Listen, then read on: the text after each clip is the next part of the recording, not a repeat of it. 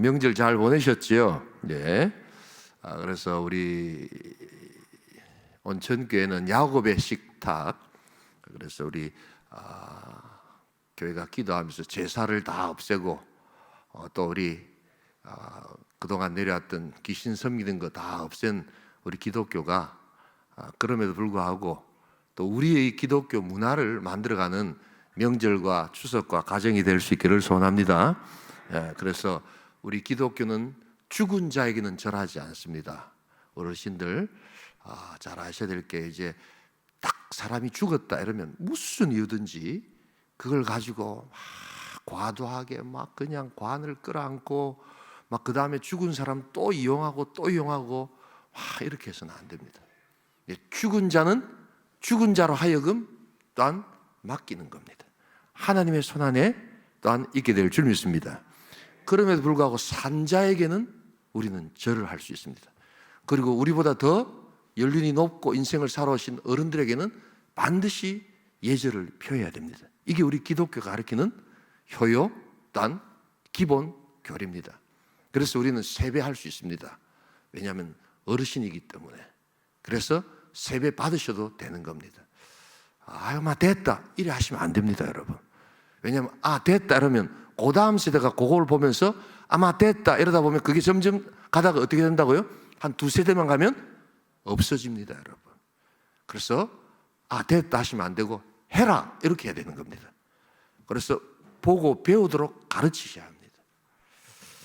그래서 야곱의 식탁, 이것은 아주 제가 봤을 땐 중요하다. 그래서 저도 야곱의 식탁을 했습니다.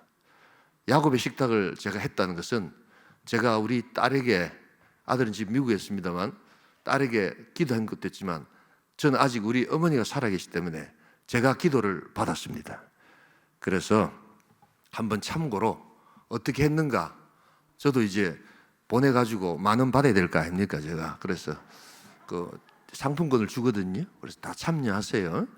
우리 온천교회는 수준이 있어가지고 그거 막 준다고 하고 안 준다고 안 하고 이런 건 아닌데, 그래도 안 하신 분들이 있어서 우리 목사님들이 이벤트를 한번 해봅시다 목사님 해서 그걸 만들었습니다. 영상 한번 틀어주세요.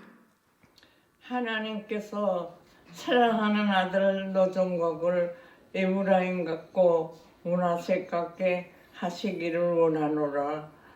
주 예수님의 이름으로 축복하노라. 아멘. 뭐 우리 며느리도 있고 박수 한번 칠까요? 예, 며느리도 있고 손녀도 있는데 다는 아니고, 원래 담임 목사가 축복기도 하는 거 아닙니까? 근데 야곱의 식탁은 그렇지 않습니다. 자, 야곱의 식탁은 부모가 돈이 없어서 안 해도 된다, 해도 된다. 돈 없으면 못 한다? 아닙니다. 부모기 때문에 하는 겁니다. 예수 믿는 부모기 때문에 하는 겁니다. 믿으시면 아멘 하시기 바랍니다.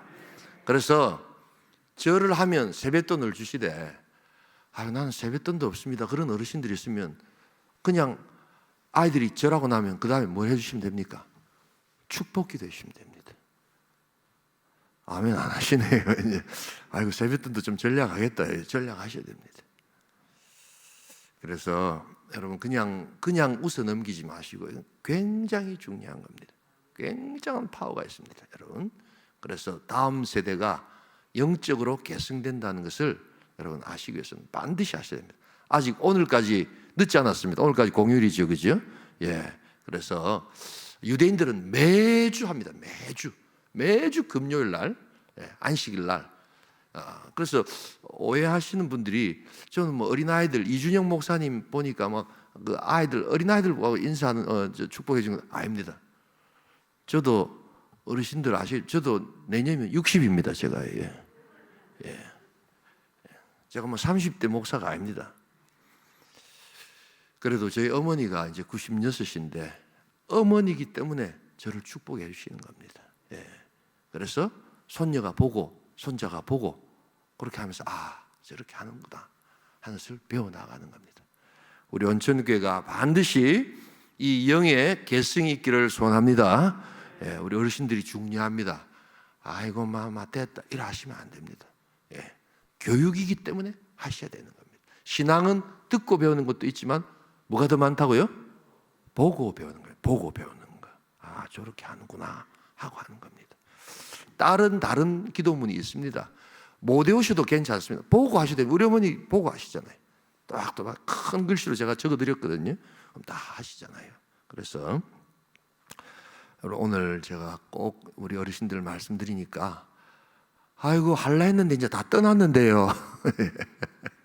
그러면 영상으로라도 우리 딸들한테는 어머니가 딸들한테는 그 안수 못하니까 영상으로 해가지고 보이스톡으로 해가지고 다 딸들한테도 다 해줬습니다. 사랑하는 딸 노정미에게 사라 같고 리브가 같고 라헬 같고 레아 같기를 원하노라 하면서 이렇게 다 했습니다. 꼭 하세요. 예, 꼭 하셔야 됩니다. 예, 아마 다음에 하죠. 다음에 할 기회가 있다는 보장이 있습니까? 없습니까? 그러시면 안 된단 말이에요. 하나님의 일은 당장 순종하셔야 돼요. 당장. 자, 오늘 제가 우리 요셉 이야기를 그 새벽기도 때 묵상을 하고 있는데 이게 제가 다 이렇게 인도를 하는 게 아니라서 이렇게 부분 되게 단절이 되어 있습니다. 그리고 교회 주일날 또 제가 요셉 이야기를 했는데 이렇게 해가 바뀌면서 마무리를 하면서 50장을 충분히 제가 다루지 않고 마무리를 했습니다. 그래서 오늘 우리 잠깐 우리 요셉 이야기는 잘 알고 계시지만 우리 한번 요셉 이야기를 통해서 전체적으로 하나님께서 말씀하시는 내용들이 뭔가 하는 것을 한번 정리하면서 우리 또 같이 한번 은혜를 나누는 시간 될 수 있기를 소원합니다. 그래서 우리 요셉 이야기의 많은 이야기들, 우리는 흔히들 요셉이 억울함을 당했는데 이렇게 나중에 잘 돼 가지고 총리가 되었다, 그렇게 정도만 알고 계시는 분들이 많지만 사실 이 요셉 이야기에는 굉장히 중요한 신앙의 기본적인 뼈대가 되는 교리, 그리고 기본적인 우리들 가져야 될 신앙의 핵심적 축이 담겨 있다. 그래서 우리가 계속해서 묵상하고 또 이것을 찾아내고 해야 합니다. 첫 번째로 우리가 이 요셉 전체 이야기를 통해서 나타난 것은 요셉과 하나님의 구원 역사에 대해서 기억해야 될 줄 믿습니다. 이 요셉의 이야기는 특별히 어디에서 일어납니까? 이집트라는 애굽이라는 곳에서 일어나죠. 네. 근데 이집트가 요사이로 말하면 미국 같은 나라였습니다. 그래서 초강대국, 그것을 제국이라고 하지 않습니까? 그래서 이 제국의 그때 황제 바로는요 신이었습니다. 신. 그냥 단순한 인간이 아니고 신. 그래서 중국에도 뭐라고 합니까? 황제를 천자라고 하지 않습니까? 예. 하늘의 아들이다 이렇게 섬겼습니다. 그런데 그 바로의 신적 존재를 넘어서서 천지 우주 만물을 창조하시고 인간의 생사 화복을 주관하시는 분은 하나님이라는 것을 하나님께서 보여주시는 이야기가 요셉의 이야기인 줄 믿습니다. 그런데 그 놀라운 하나님의 그 구원 역사를 특별히 하나님께서 선택한 한 민족, 히브리 민족, 유대 민족을 통해서 하나님께서 어떻게 이루어 가시는가 하는 내용을 보여주고 있습니다. 그래서 이 거대한 제국의 역사 속에서 그래서 이것을 세속사다 이렇게 이야기합니다. 세상의 역사, 세속사다 이야기하는데 그 세속사 속에서 하나님께서 자기 백성을 통해서 어떻게 구원사를 이루어 가시는가 하는 것을 보여주는 내용이 우리 요셉의 이야기다. 하나님은 아브라함을 부르시고 하나님께서 믿음의 새로운 출발을 허락하여 주신 줄 믿습니다. 갈대 우르를 떠나서 본토 친척 아비집을 떠나서 내가 내게 지시할 땅으로 가라 하는 언약 백성으로서의 첫 출발을 하나님께서 아브라함에게 주셨죠. 그리고 아브라함과 이삭과 야곱을 통해서 계속해서 하나님께서는 자기의 언약을 확인해 가셨는데 그 야곱 다음 세대가 바로 요셉의 세대 아닙니까? 그걸 통해서 하나님께서는 이제 구원 역사를 쭉 이끌어 가신다. 그래서 그 이집트에서 마침내 이스라엘 백성들의 숫자가 어떻게 나옵니까? 폭발적으로 늘어납니다. 400년 동안. 그리고 다시금 하나님께서 그들을 구출해 내셔서 팔레스타인으로 돌아오게 하는 역사, 바로 그것이 하나님의 구원 역사의 첫 번째 장면이다. 하나님의 구원 역사가 이렇게 일어나는데, 여러분, 야곱의 노년에 그래서 어떤 일이 일어납니까? 하나님께서 그 땅에 기근이 들게 하지요. 기근이라는 건 뭡니까? 굶어 죽는 걸 뜻합니다. 뭐 이렇든 저렇든 굶어 죽는다는데 무슨 방법을 만들어내야 될 것 아닙니까? 그래서 이 굶어 죽으면 하나님의 구원 역사가 다음 세대까지 이어집니까? 안 이어집니까? 죽어 삐는데 어떻게 그 다음 세대가 이어지겠습니까? 어떻게든 살아서 생육하고 번성해야 되지 않겠습니까? 그래서 기근 때문에 하나님의 뜻이 아주 위험하게 될 때 하나님께서는 그걸 아시고 미리 야곱의 한 아들인 요셉을 어떻게 하는 겁니까? 이집트 땅으로 보내놓으셨단 말이에요. 그래서 그곳에서 생존을 통해서 하나님은 일하게 하시는 역사를 보셨다. 여러분, 그래서 우리가 항상 이 땅에서 역사가 쭉 흘러가고 하지만 하나님은 이 세속 역사 속에서도 여전히 하나님의 백성을 찾으시고 일하시는 하나님의 것을 기억할 수 있기를 소원합니다. 우리 다 예수 믿는 가정에서도 태어난 분도 계시겠지만 예수 믿지 않는데 전도 받아가지고 내가 구원받은 백성이구나 하는 걸 깨닫고 지금 오늘도 여기 와 계시는 것 아닙니까? 우리는 하나님의 구원받은 언약의 백성인 줄 믿습니다. 그래서 이 백성을 부지런히 찾아내는 게 그게 전도입니다. 여러분, 여전히 하나님께서 이 백성들 가운데 구원받을 자를 선택해 놓으시고 또한 하나님께서 우리로 하여금 그 사람들을 찾아내라고 말씀하고 계시는 겁니다. 코로나가 와가지고 이 교회 망하는 거 아이가? 실제로 온천교회는 이제 교회 문 닫아야 되겠다. 우리는 그런 생각 해본 적 없는데 주변에서 그런 분들이 많았습니다. 그래서 우리 어르신들 참 고생들 많이 하시고 우리가 참 어려움을 그렇게 당하고 하는데도 우리 하나님께서는 여전히 그러한 우리들 인생 역사 가운데서 교회로 통하여 온천교회로 통하여 더욱더 많은 구원의 백성을 허락하여 주실 줄 믿습니다. 그래서 화가 복이 되게 하시고 위기를 통해서 기회를 얻게 하시고 또한 우리 떨어진 곳에서 새롭게 도약하는 하늘의 역사, 그것을 가리켜서 이사야는 뭐라고 표현하느냐?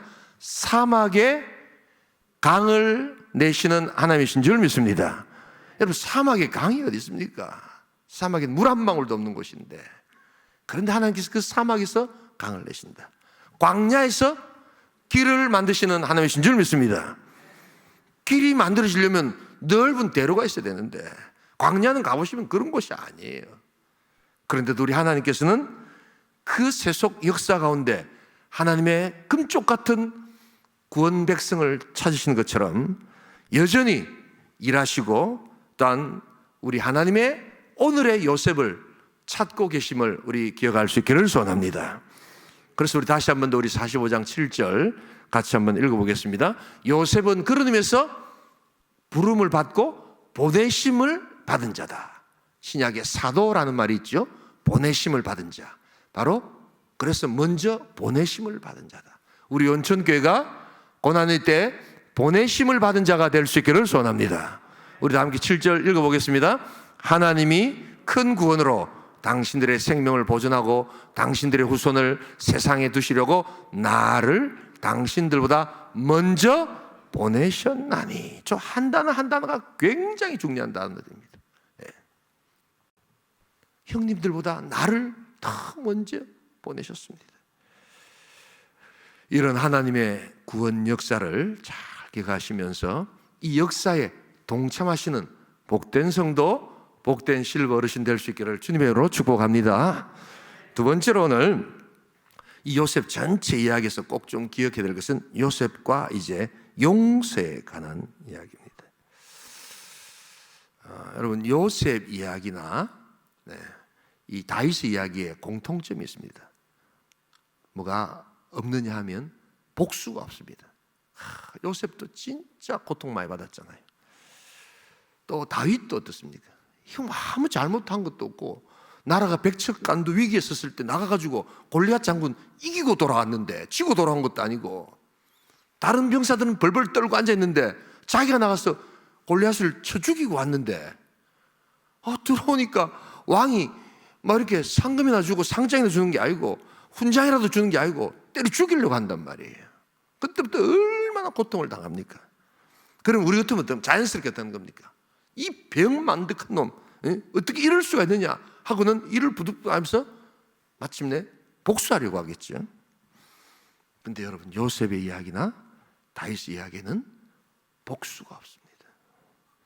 그렇다고 해가지고 값싼 용서도 없습니다. 뭐 요거 해주면 저거 할게 하는 그런 형태의 그런 딜하는 용서도 없습니다.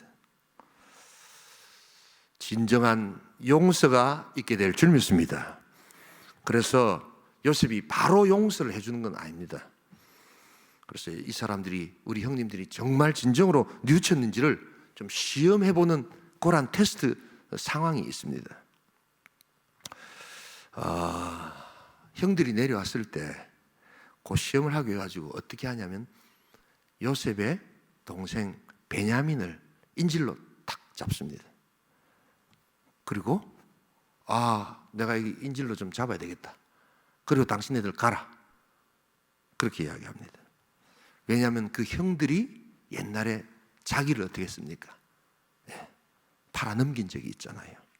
그러니까 막 자기네들 살 궁리하려고 베냐민도 그러면 주고 꼬리 자르기 하듯이 탁 자르고는 막 우리는 도망가겠다. 요리 하는가 안 하는가를 다 보자는 겁니다. 왜냐하면 베냐민 하나도 또 희생시킬 수 있잖아요. 그런데 유다라는 형이 많이 달라졌습니다. 달라도 많이 달라졌습니다. 안 됩니다. 안 됩니다. 베냐민 데리고 가지 않으면 우리 아버지가 완전히 그냥 막 그냥 넘어져가지고 그냥 일어나지도 못한 사람이 됩니다. 뭐 이렇게 이야기합니다. 우리 아버지가 야곱 아이니까. 요셉 팔 때 유다가 어떻게 했는지 한번 보겠습니다. 37장 우리 26절 이건 요셉을 팔아 넘길 때 이야기입니다. 같이 읽겠습니다. 유다가 자기 형제에게 이르되 우리가 동생을 죽이고 그의 피를 덮어둔들 무엇이 유익할까? 자, 그를 이스마엘 사람들에게 팔고 그에게 우리의 손을 대지 말자. 그는 우리의 동생이 우리의 혈육이니라 하며 그의 형제들이 청종하였더라. 유다가 앞장서서 뭐합니까? 죽이면 골치 아프니까 팔아 넘기자. 그래서 이스마엘 사람들에게 팔고, 유다가 한 말입니다. 유다가 한 말. 딱 우리 이조 시대 때도 이 좀 반역자들 왕 말 안 듣는 사람 막 죽이려고 하면 막 여러 가지 문제가 생겨 주로 뭐 어떻게 합니까? 저 멀리 뭐 합니까? 귀양 보내듯이 팔아 넘기는 겁니다. 눈앞에서 사라지도록 이렇게 만들어 버리는 겁니다. 그런데 이제 유다가 이제 베냐민 팔 때, 베냐민이 이제 어려움 당했을 때 44장 18절에서 22절 이거는 이제 바뀐 이 요셉 앞에서 이제 유다가 하는 말입니다. 같이 읽겠습니다. 유다가 그에게 가까이 서서 이르되 내 주여 원하건대 당신의 종에게 내 주의 귀에 한 말씀을 아뢰게 하소서. 주의 종에게 노하지 마소서. 주는 바로와 같으십니다. 저기서 주는 요셉입니다. 요셉. 그런데 이제 유다가 이야기를 하는 겁니다. 19절 같이 읽겠습니다. 이전에 내 주께서 종들에게 물으시되 너희는 아버지가 있느냐 아우가 있느냐 하시기에 같이 읽겠습니다. 20절 우리가 내 주께 아뢰되 우리에게 아버지가 있으니 노인이요 또 그가 노년에 얻은 아들 청년이 있으니 그의 형은 죽고 그의 어머니가 남긴 것은 그것뿐이므로 그의 아버지가 그를 사랑하나이다 하였더니 이제 아시겠죠, 그죠? 바로 그 형이 누굽니까? 지금 바로 앞에 있는 요셉이라는 겁니다. 모르니까 이제 지금 이야기를 하고 있는 겁니다. 그리고 어머니 라헬이 남긴 거는 베냐민 하나밖에 없는데 우리 아버지가 이 동생을 너무너무 사랑합니다. 그러니까 데리고 가지 않으면 안 됩니다. 라고 이야기를 하는 겁니다. 아이고 그래 하이소. 아이고 만자 우리 동생만 뵐 필요 없는데 우리끼리만 보내주면 베냐민 죽이든지 살든지 알아서 하이소. 요래 안 하더라는 겁니다. 그리고 우리 3절 34절 한번 읽어보겠습니다. 같이 읽겠습니다. 이제 주의 종으로 그 아이를 대신하여 머물러 있어 내 주의 종이 되게 하시고 그 아이는 그의 형제들과 함께 올려 보내소서. 그 아이가 나와 함께 가지 아니하면 내가 어찌 내 아버지께로 올라갈 수 있으리까. 두렵건대 제가 내 아버지에게 미침을 보리이다. 그러니까 베냐민 잡아두지 말고 유다 자기를 어떻게 하는 겁니까? 대신 잡아두고 베냐민 보내주이소. 이러야 우리 아버지가 너무 고통받습니다. 유다가 완전히 달라진 겁니다. 아버지 생각하는 마음도 깊어지고 그 다음에 동생 생각하는 마음도 깊어지고 그리고 모든 거 자기가 책임질 테니까 나를 잡아 죽이든지 살리든지 나를 인질로 잡으시고 베냐민 돌려보내주이소. 형이 완전히 달라진 겁니다. 그거를 요셉이 확인한 겁니다. 여러분. 이 형들이 달라졌구나. 형들이 바뀌었구나. 그렇다면 이 형들을 내가 용서되지 않겠느냐. 그래서 그때 마침내 이제 요셉이 내가 형님들이 팔아넘긴 요셉입니다 하면서 그렇게 이제 용서가 시작되는 겁니다. 여러분, 우리 하나님 안에서 이런 은혜로운 용서가 있기를 소원합니다. 우리 인생은 다 옛날에 예수 안 믿을 때 참 많은 상처 주고 아픔을 많이 줬습니다. 우리는 많은 경우에 내 상처 받은 것만 생각하지만 참 많은 상처 주고 자녀들에게도 잘해보려고 막 한 건데 그게 나중에 알고 보니까 참 아이들에게 아픔도 주고 뭐 다 연약한 게 있습니다. 그런데 우리 하나님께서 우리 하나님의 은혜 안에서 서로 용서하고 또한 용납하라고 말씀하실 때 요셉의 용서를 배울 수 있기를 소원합니다. 그래서 우리 신앙생활은 어떻게 보면 굉장히 복잡하게 생각하시는데 어떤 때는 단순합니다. 왜냐하면 내가 잘못하면 마음 되는 겁니까? 가서 용서를 빌면 되고, 아멘? 남이 잘못해서 찾아오면 어떻게 하는 거예요? 용서해주면 되고 그러면 되는 겁니다. 인간관계에서 이게 얼마나 중요해요. 그런데 우리는 내가 잘못해도 용서하러 빌러도 안 가고 남이 용서하러 받으러 오면 어떠는 겁니까? 응? 용서 안 해주고 이러니까 관계가 나빠지는 거죠. 다 우리 연약함들이 그런 겁니다. 이제 우리 어르신들 이제 연세도 많으시고 인생에 또 많은 경험들 쌓으시고 이제 여기까지 오셨는데 내 노년에 편안함이 있으려면 관계가 편안해져야 되거든요. 거기에 용서와 사랑이 있기를 소원합니다. 별로 중요하지 않은 것들은 이제 다 용서해 주시고 이해해 주시고 좀 이래 내하고 생각이 좀 달라도 아이고 저 인생 저렇게 살아왔는데 하고는 다 받아주시면서 인정해 주시고 이럴 때 이 노년이 편안해지고 노년이 편해지면 내 마음이 편안해지고 내 마음이 편해지면 육신이 편안해지고 내 육신이 편안해지면 그게 다름 아닌 장수가 될 줄 믿습니다.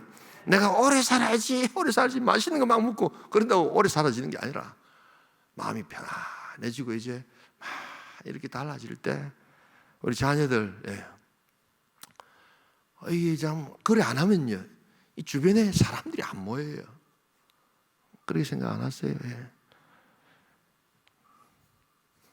용서할 수 있기를 원합니다. 그래서 우리가 다 연약한 인생 아닙니까? 그래서 우리가 이 요셉의 이야기를 통해서 우리 주님 주시는 이러한 평안함과 편안함이 있기를 소원합니다.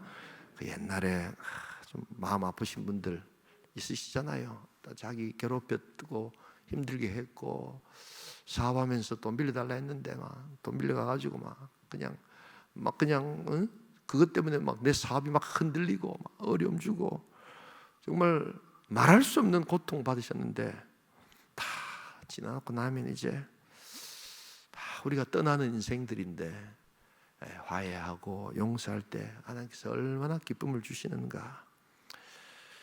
당장 안 되더라도 여러분들 마음 가운데 그 사람만 생각하면 그냥 확 열이 받고 그냥 막 이런 분들 있지요. 여러분 용서하시면 누가 제일 좋은 줄 아세요? 그걸 아셔야 됩니다. 용서하면 누가 제일 자기 자신이 제일 좋습니다. 왜냐하면 용서 못할 사람 지금도 막 용서 못할 사람 딱 떠올리잖아요. 그럼 그 사람은 너무너무 생활 잘하고 있는데 지금 내 혼자서 못 자고 있는 겁니까? 또 갑자기 열을 받아가지고 오락부락 하는데 내 건강만 나빠지고 내만 손해입니다. 그렇게 생각 안 하십니까? 내를 위해서라도 어떻게 하는 겁니까? 용서를 하셔야 됩니다. 그래야지 여러분들이 좋고 우리가 좋습니다. 세 번째, 오늘 우리가 이 요셉 이야기를 정리하면서 꼭 필요한 것이 요셉과 섭리입니다. 섭리. 우리 이 섭리에 대해서 가장 잘 이야기하는 우리 창세기 50장 20절, 이걸 한번 말씀을 드리고 마쳤어야 되는데 마치를 못해서 우리 창세기 50장 20절 같이 아까 읽었던 부분을 읽겠습니다. 함께 읽습니다. 당신들은 나를 헤아려 하였으나 하나님은 그것을 선으로 바꾸사 오늘과 같이 많은 백성의 생명을 구원하게 하시려 하셨나니. 당신들이 누굽니까? 이 요셉의 형들 아닙니까? 형들이 나를 헤아려 했다. 악을 행한 거죠. 그런데 그 악을 행하는 인간에게 그 행동마저도 하나님께서 선택하는 겁니까? 뒤집기를 하셔가지고 그것을 선으로 바꾸시는 하나님의 능력이 되게 될 줄 믿습니다. 이걸 가리켜서 섭리하시는 하나님이다라고 이야기합니다. 하나님은 우리 인생을 창조하신 창조주 하나님이심을 믿습니다. 하나님은 뭘 만드셨잖아요. 그럼 여러분 만드시고 나면 애따 이제 만들었으니까 니 알아서 해라 이렇게 할까요? 아니면 만드시고 난 다음에 만드신 하나님의 뭐가 있을까요? 목적이 있거든요. 그래서 만드시고 나면 그걸 어떻게 하는 겁니까? 또 유지, 보수, 관리를 하신다고요. 그렇지 않으십니까, 여러분? 뭐 이렇게 집을 하나 짓고 나면 아이고 내 집인데 나 이제 막 될 대로 해라 이렇게 안 하시죠. 오히려 집을 만드시고 나면 어떻게 하는 겁니까? 그 다음에 바람이 어디서 더 새나 뭐 이렇게 없나 이렇게 하시죠, 그죠? 우리 부목사님들이 다른 교회에 이렇게 계시다 와가지고 이번에 그 창틀을 다 갈아드렸습니다. 요즘에 이게 샤시로 창틀을 갈면요 온도가 한 3, 4도가 확 올라갑니다. 그 정도로 창틀이 중요합니다. 잘 모르시는 모양이시네. 근데 아무리 집이 좋아도 창틀이 이렇게 시원치 않으면 그 사이로 뭐가 들어옵니까? 바람. 옛날에는 우풍이라 했습니다. 우풍.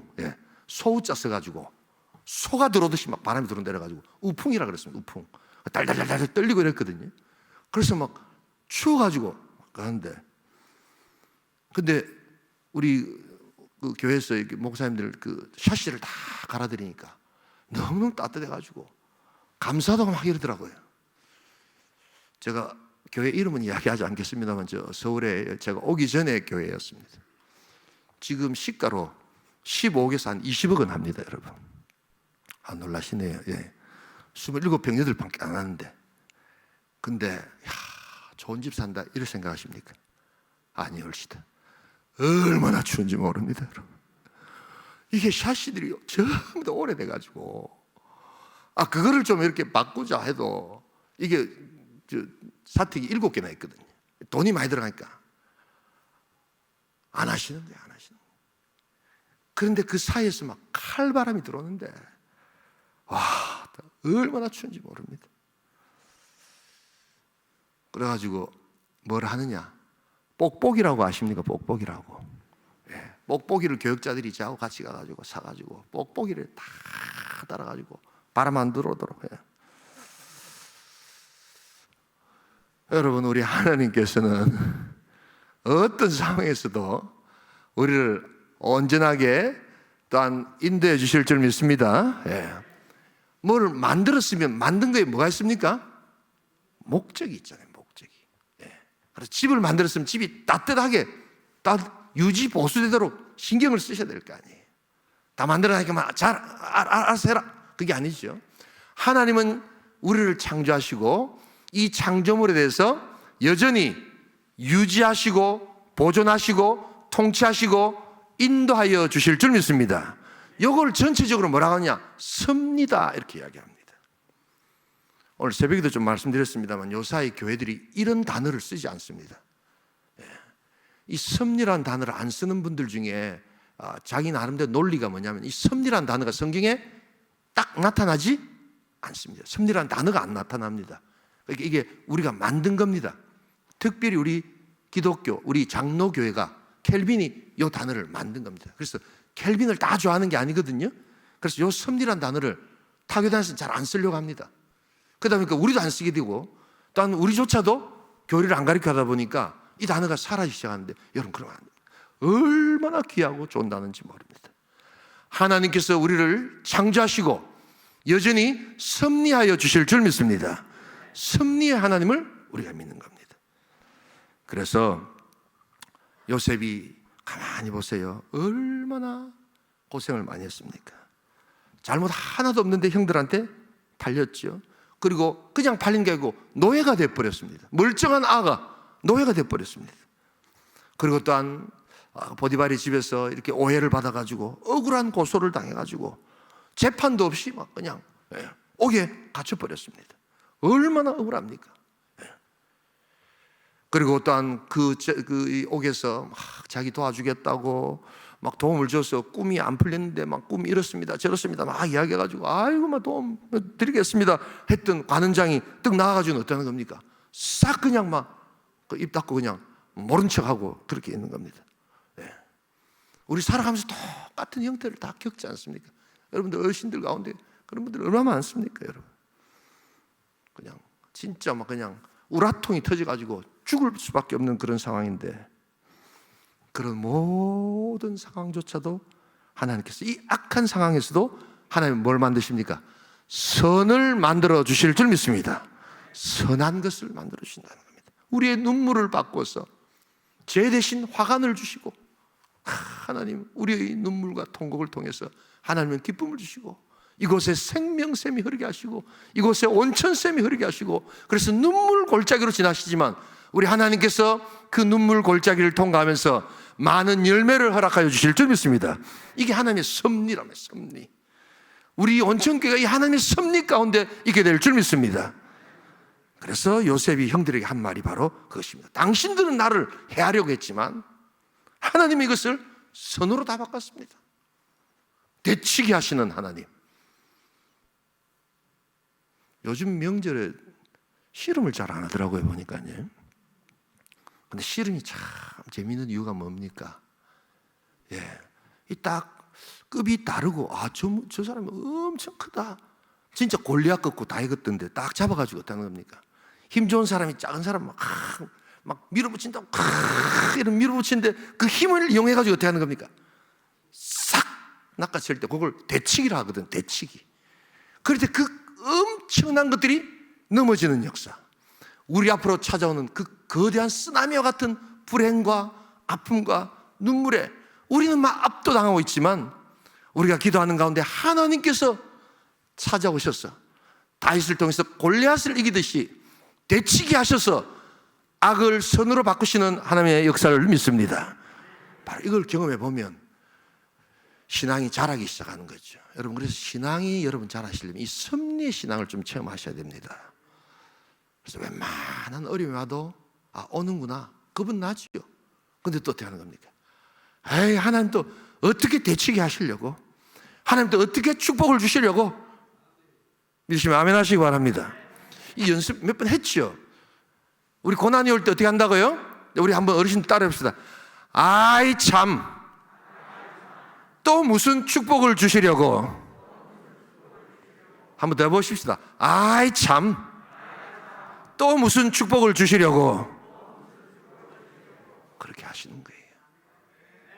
고난이 오고 아픔이 올 때, 옛날에 예수 안 믿을 때는 막 나를 비우고 막 그냥 막 누가 가지고 네가 잘했니 못했니 막 하러 가는데, 이제는 우리가 예수 믿고 실버 어르신이 되고 온천교 수요예배 계속 나와서 순모임하고 하나님 알아가고 신앙을 점점 더 깊어가면서 삶에 생각지 못했던 고통, 우리 손자 손녀, 우리 또한 아들 딸 여러 가지 어려움들 당하고 이럴 때, 아이고 하나님 내 나이가 이제 이만큼 됐는데 왜 이렇게 고통을 주십니까?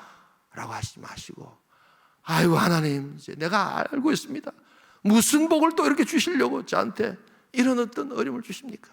그러면서 실버 모임 나와가지고 기도하고 또 열심히 찬송하고 할 때 하나님께서 섭리하여 주실 줄 믿습니다. 그래서 우리는 재수 없다, 운이 없다 이런 말 하지 않습니다. 미신 비슷한 것에서 우리 이거 좀 안 좋은 것 같은데 그렇게 하지 않습니다. 예수 믿으면서도 여전히 점치러 다니는 사람들이 있습니다. 섭리하신 하나님을 모르기 때문입니다. 우린 그런 거 믿지 않습니다. 인격적이신 하나님께서 우리 상황을 바꿔주시고 변화시켜 주실 줄 믿습니다. 그래서 우리 하나님은 악을 행하시는 분이 아닙니다. 우리 하나님은 악을 만드시는 분이 아닙니다. 여러분, 우리 하나님은 선을 행하시고 선을 만들어 가시는 하나님이신 줄 믿습니다. 그래서 악하다는 것은 뭐가 없다는 것이고요, 선이 없다라는 뜻입니다. 악한 게 아니고 선이 없다는 겁니다. 그래서 우리는 선한 일들을 도모하는 겁니다. 우리 마지막으로 한 가지 이것 읽고 마치도록 하겠습니다. 예레미야 10장 23절 같이 한번 읽겠습니다. 여호와여 내가 알거니와 사람의 길이 자신에게 있지 아니하니 걸음을 지도함이 걷는 자에게 있지 아니하니이다. 여호와여 내가 알거니와 사람의 길이 자신에게 있지 아니하니. 우리 인생 살아오면서 자신의 길을 걸으려고 자신만이 개척한 길을 걸으려고 그렇게 애를 쓰고 했지 않습니까? 그런데 섭리의 신앙, 요셉의 신앙을 내가 배우다 보니까 사람의 길이 자신에게 있지 아니하는구나. 믿으시면 아멘 하시기 바랍니다. 누구에게 있습니까? 하나님에게 있습니다. 걸음을 지도하는 게 내가 걷고 있는데 요리 가라 저리 가라 하는 게 내 판단으로, 내 지식으로, 내 경험으로 하는 것이 아니라 하나님께서 이끄시는구나 하는 것을 고백하는 것, 이게 바로 섭리의 신앙이다. 오늘 우리 신년, 우리 또 구정 명절, 우리 예배 참석하신 우리 모든 어르신들 가운데 섭리의 하나님의 축복이 있기를 주님의 이름으로 축원합니다. 아픔이 옵니다. 또 어떤 일이 생길지 모릅니다. 그러나 우리는 두려워하지 않습니다. 어떤 일이 와도 두려워하지 않습니다. 에이 참, 또 무슨 축복을 주시려고. 믿으시면 아멘 하시기 바랍니다. 우리 온천교회가 코로나로 얼마나 어려웠습니까? 근데 막 축복을 너무 많이 받아가지고 밖에 나가면 온천교회 이야기밖에 안 합니다. 어디 나가가지고 우리가 한마디 온천교회 알아주세요 이야기 한 적이 있습니까? 없습니까? 한 번도 그런 적 없습니다. 부산시장은 요즘 온천교회 목사만 찾습니다. 요즘에 뻗득하면 오라 합니다. 보면 그게 대단한 건 아닙니다. 하나님이 알아주셔야죠. 그런데 오늘 우리 이 말씀 가지고 요셉의 신앙 많이 여러분 배우셨겠지만 꼭 기억하셔서 구원 역사를 이루기 위해서 우리는 그래서 전도하는 겁니다. 우리 어르신들도 5월 마지막 주일날 온천 축제를 하거든요, 금년에. 그래서 꼭 한 영혼이라도 우리 전도할 수 있기를 소원합니다. 그래서 같이 천국 가자 하고 말씀하시는 겁니다. 그리고 내 인생 편안하게 천국 가기 위해서는 용서할 거 용서하고 용서 빌 거 용서 빌면서 편안하게 내가 살아가겠다. 그리고 섭리하시는 하나님, 어떤 형태인지 하나님을 가장 우리를 참 선하게 가장 아름다운 것으로 가장 복되게 이끄신다 하는 것을 기억하면서 우리는 재수, 운 그런 거 이제는 일절 믿지 않는다. 살아계신 하나님, 오직 예수 믿고 나를 인도하신 하나님을 찬양하겠다. 우리 그 마음 가지고 또 2022년 복된 새, 복된 한 해 될 수 있기를 주님의 이름으로 축복합니다.